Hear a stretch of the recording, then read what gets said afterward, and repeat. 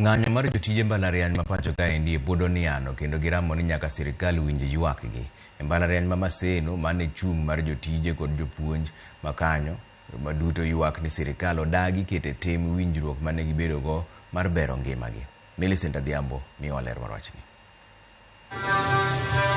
E kar tiegruok ma Maseno, ute puonjruok odong' gunda ranyisi makare ni onge somo madhi nyime e alworano.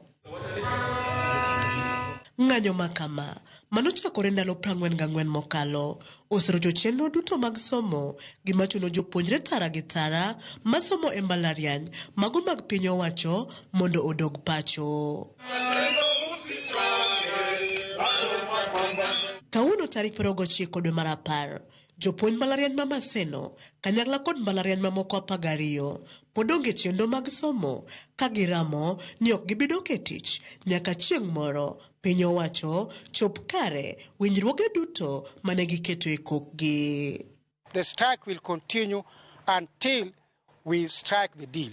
We had 3 things in the CBA, 273 billion. We had arrears from 2017-2029 CBA, and we have the 2025-2029 CBA to be negotiated, signed, registered, and implemented.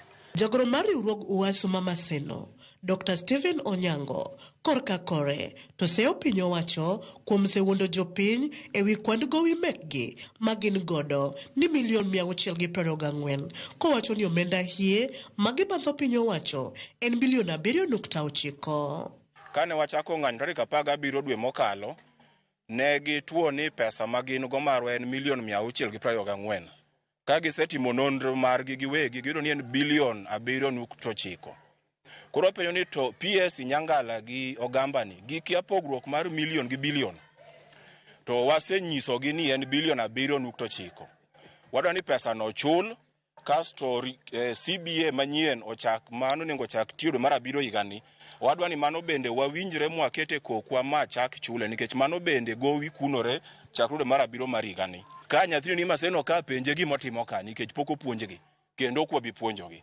Kajakom kusuma Maseno Pius Opio to sundo mbalariany ma Maseno mondo witoko obok kata shokos letters mani ogol makumo moko kuomgi mapodhi nyime gi ng'anyo komiyo gi thuolo mar seche 12 nono to gibiro chiero midhiero magikalo e giwegi kaka jopuonj ma Maseno. And then national strike ma all university junior strike.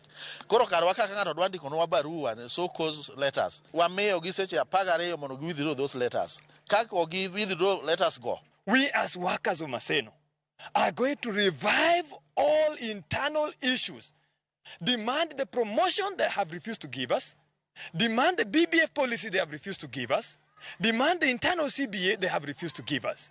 Kalore kod migawo mar somo onge chenro mag somo madhi nyime e mbalariany 12 pachoka moting'o Moi, Pwani, Egerton, Just, JKUAT, Ekin mamoko, e mbalariany ma Kibabi, Eldoret, Masai Mara, Kenyatta, Tuk, Tum, Ekin mamoko, somo dhi mbele, kidam, kata kamano, e mbalariany 17 to somo dhi nyime kaka pile, gin kaka Bomet, Tom Mboya, Chuka, Must, Garissa, Kaimosi Friends, Alupe, Mama Ngina, Ekin mamoko.